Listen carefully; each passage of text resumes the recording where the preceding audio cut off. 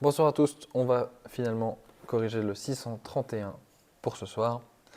Le 631, il nous parle d'un triangle et on aimerait calculer l'intersection de ses hauteurs. Donc, déjà schématiquement, si on fait ça très vite fait, on voit qu'il y a ABC, j'ai fait un triangle quelconque, vraiment, j'ai de la chance qui ressemble un peu aux points qui ont été donnés, et les trois hauteurs vont s'intercepter à un seul et même point.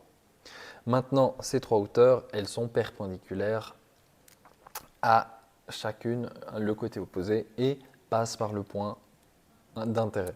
Donc ça veut dire que si on est capable d'exprimer CB, la pente de CB, eh bien on peut trouver la droite perpendiculaire à cette pente CB avec le point A comme point de repère. Et donc c'est ce qu'on va effectivement faire. On va essayer de trouver ce point-là et celle-ci. Donc celle-ci, je vais l'appeler euh, on appelle ça des hauteurs, donc je vais l'appeler hauteur en A de x, et celle-ci, je vais l'appeler hauteur en C de x. Voilà. Et donc, notre objectif, c'est de trouver les deux, puis de les faire s'intercepter, puisqu'on veut l'intersection des hauteurs. Donc, on prend CB, et on veut la pente de CB. Donc, on fait 11 moins 3 sur 5 moins 9. Ça nous donne une pente de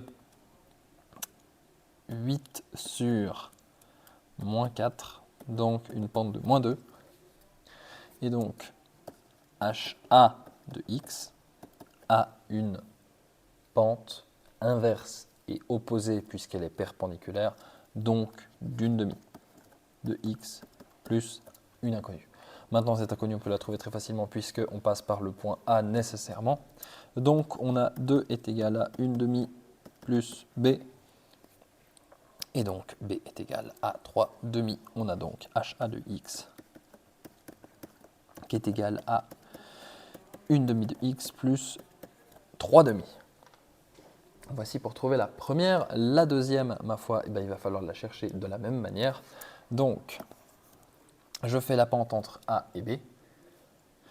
Cette pente, elle vaut 2 moins 3 sur 1 moins 9.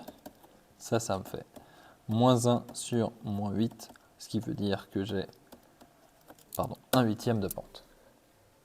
Donc, la pente en C, pour la hauteur C de x, si elle est perpendiculaire, c'est l'inverse de l'opposé. Je retourne la fraction, ça fait 8 sur 1. Je change le signe, ça fait moins. Ça fait donc moins 8x plus b. De nouveau, je remplace par les valeurs. Donc 11 est égal à moins 8 fois 5 plus b. Et donc nécessairement, b est égal à 8 fois 5, 40 plus 11, 51. Et donc, la hauteur en C de x vaut moins 8x plus 51.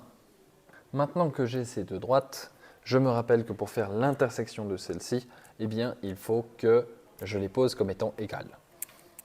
Donc, une demi de x plus 3 demi est égal à moins 8x plus 51. Je mets tous les x d'un côté et tous les non-x de l'autre. Donc je me retrouve avec une demi de x plus 8, mais du coup ça fait 16 demi de x est égal à 51 que je vais couper en demi, donc 102 demi, plus du coup moins 3 demi, pardon, puisqu'on soustrait de chaque côté pour passer le terme à gauche. Et donc on se retrouve avec une opération qu'on peut multiplier par 2 partout pour se débarrasser du demi. Et on se retrouve avec 17x est égal à 99. X est égal à 99 17e. Maintenant, je peux prendre une des deux équations pour trouver la valeur. Le A me permettra plus facilement de trouver la valeur sans calculette. Donc j'utilise HA de x est égal à 1 demi fois du coup ce 99 17e plus 3 demi. Donc maintenant la difficulté ça va être d'avoir le 3 en enfin il va falloir multiplier le terme de la fin par 17 pour avoir des 34e en dénominateur, puisqu'on a 99 34e plus du coup 3 fois 17, ça fait 30 et 21, 51, 34e. Ça, si on les additionne, ça nous fait 150 34e qui se simplifie par 2 en 75 17e. Et donc, on a le point H d'intersection, puisque c'est ce qui est demandé dans l'énoncé, de 99 17e et 75 17e.